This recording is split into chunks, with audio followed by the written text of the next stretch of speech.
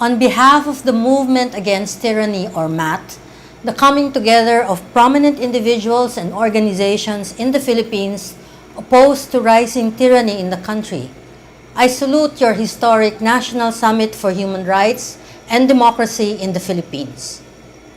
Your summit comes at the most perilous and therefore much needed time. Last March 30, 14 farmers in the poverty-stricken island of Negros were summarily executed by the police, backed by the military, in an early morning series of raids. 15 others have been arrested, including local Gabriela and Anak Pau's party list leaders.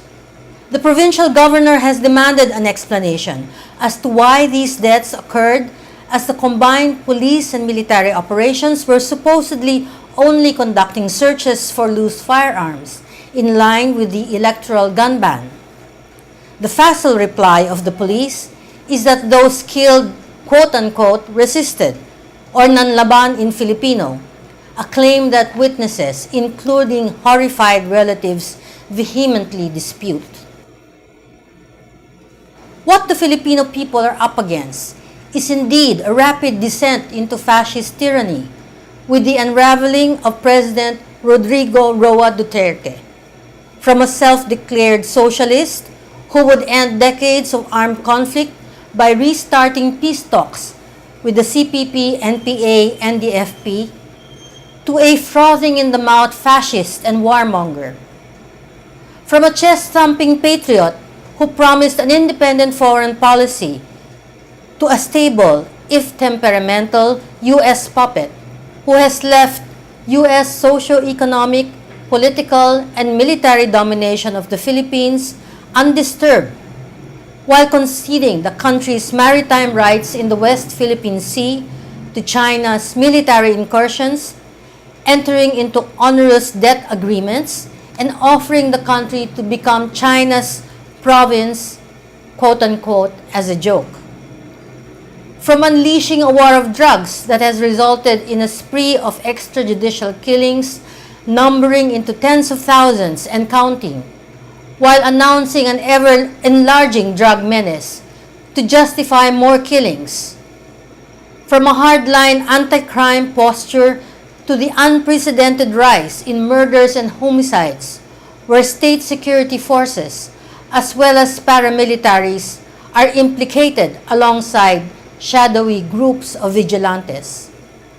From a vociferous anti-corruption stance to cornering corrupt deals by his relatives and cronies over illicit drugs and other lucrative criminal activities. The raiding of the public coffers and the grant of multi-billion peso government projects, as well as guaranteed protection for wrongdoers. From a populist demagogue to the consolidation of power over executive agencies, Congress, the Supreme Court and lower courts, local government units, via a system of payoffs, the appointment of loyalists, and unrelenting attacks against Duterte's favorite whipping boys, among them the local opposition, the mass media, Roman Catholic and Protestant churches, non-government and people's organizations, in particular, human rights defenders, social activists advocating land reform, national industrialization, democratic rights, and liberation from foreign domination and intervention. Just the other day, Duterte threatened to suspend the writ of habeas corpus and have all his critics arrested over a senator's comment on his order to review all state contracts. He said he would arrest all his opponents and declare a, quote, revolutionary war, close quote. Hyperbole, joke, boast, or unadulterated threat, such statements cannot but be taken seriously and condemned. National Democratic Front of the Philippines Chief Political Consultant Professor Jose Maria Sison, in a retort, cuts to the quick by pointing out that, quote, Duterte cannot engage in a revolutionary war, because he is a counter-revolutionary agent of foreign monopoly capitalists, big compradors, and big landlords. He is a bureaucrat capitalist of the worst kind. Close quote. President Duterte and his cabal of fascists and warmongers are crowing that they will end the armed revolution raging in the rural countryside because they will go full throttle on a whole-of-nation approach, that is, weaponizing the entire civilian bureaucracy and dovetailing its functions toward counterinsurgency. This approach is straight out of the U.S. counterinsurgency manuals. Through Proclamation 70, Duterte created a national task force to end local communist armed conflict, headed by himself as chairman and National Security Advisor General Hermogenes Esperon as vice chairman.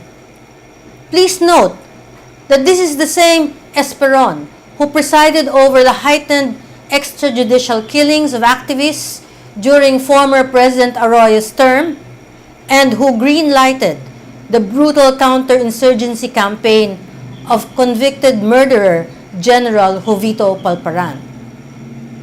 Appointed executive director is a certain Alan Capuyan, a retired colonel once linked to the smuggling of 6.4 billion worth of shabu from China, but given a clean bill of health and recycled by Duterte in various government positions since then.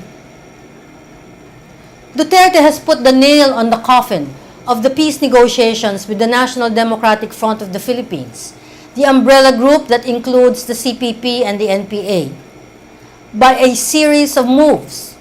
Proclamation 360 terminating the talks, Proclamation 374 declaring the CPP-NPA as a terrorist organization, the filing of a prescription case designating the CPP-NPA as terrorist, unrelenting arrests of JASIG-protected NDFP peace consultants, the designation of die-hard anti-communist and warmonger former AFP chief as presidential peace advisor, the unceremonious sacking of all the members of the government negotiating panel, perceived by militarists as soft in handling the peace talks, and of course, the imposition of martial law in Mindanao, Proclamation 32, beefing up military deployments to Bicol, Negros, and Samar, and Proclamation 70, creating the National Task Force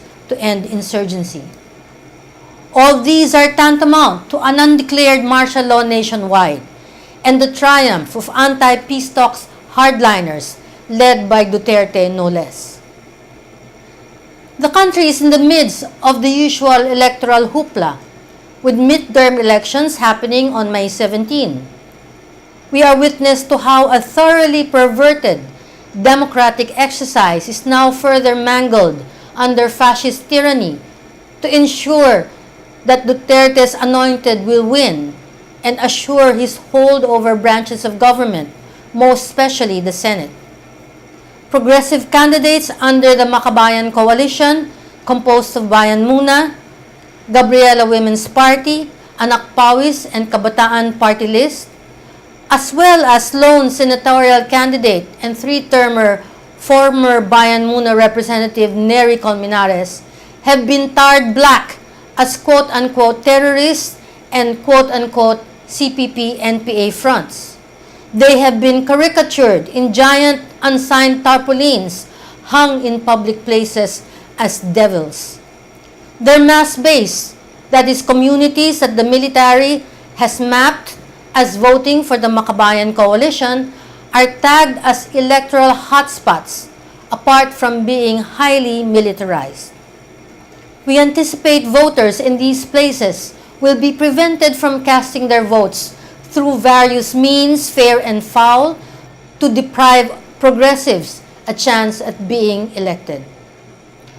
The rise of the populist demagogue Duterte, in the guise of being an untraditional, tough-talking, and guns-blazing provincial mayor, a foul-mouthed posture promising quote-unquote pagbabago or change for the nth time, is a symptom of the extent of depravity that the Philippine political system has reached. The people, it seems, have had enough of sweet-talking, elite-educated politicians with ruling class pedigrees promising change, or even of benign-looking men of the masses types that have come and gone in Malacanang. Duterte is a wily con man. He is a tyrant, a plunderer, and a mass murderer, hell-bent on imposing a fascist dictatorship through charter change and bogus federalism. Despite his bluster when surrounded by his military bodyguards, he is quite cowardly, having had to recently resort to a bulletproof barrier in addressing a public gathering. He is also an old and sick man, addicted to fentanyl. But he wants to perpetuate himself and his ilk in power, and he wants impunity for all his crimes against the people, amounting to crimes against humanity. Like the unlamented dictator Ferdinand Edralin Marcos, it is the basic combination of social crisis and power hunger that is laying the ground for another fascist dictator. But of course, the backing of U.S. imperialism and the rising imperialist aggressor, China, is what makes all this possible. But there is no forever. It is said that history doesn't repeat itself. On the surface, it can seem like the Philippines has just come full circle.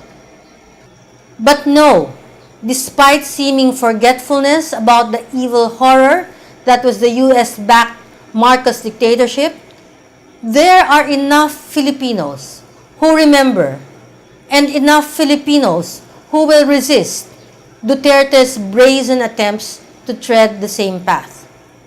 As Professor Sison restated, a proven fact of history, quote, if he formally proclaims the suspension of the writ of habeas corpus, or even martial law nationwide, he will only succeed in further enraging the people and inciting them to wage all forms of revolutionary resistance. The real revolutionary war is against his ongoing counter-revolutionary war. Close quote. Your historic summit harks back to when the anti-Marcos fascist dictatorship movement in the U.S. began and gained strength with a vengeance as human rights violations escalated and the plunder of the nation's economy went on unabated. We in the Philippines are heartened and look forward to the growth and expansion of your Malaya movement so that, together with the Filipino people, we can expose, oppose, and thwart this half-crazed, tin-horn dictator. Mabuhay kayo!